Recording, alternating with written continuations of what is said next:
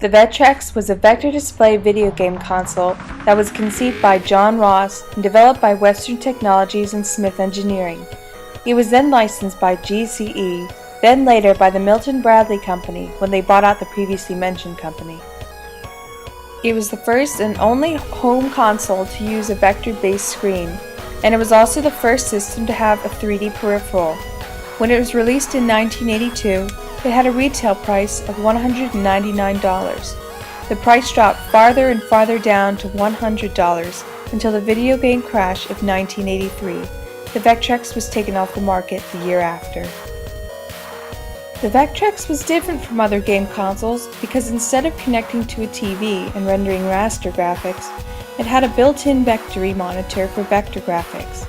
The system used plastic overlays to create color, static graphics, and decoration. It was possible to get two peripherals, a light pen and a 3D imager with the Vectrex. GCE formed a licensing deal with Cinematronics and was able to reproduce high-quality versions of arcade games, such as Space Wars and Armor Attack. It also came with a built-in game called Mindstorm that closely resembled Asteroids. Later, the Vectrex was released in Japan under Bandai, but it was renamed the Vectrex Kusokusen. The Vectrex was not a huge commercial success because of the unfortunate timing of its release. The video game crash would cost Milton Bradley millions of dollars, and the rights were eventually returned back to Smith Engineering.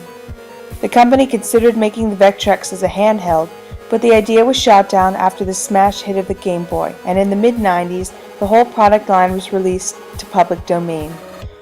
Even though the system failed financially, it still retains a cult following and is praised for library of games, controllers, and overall durability.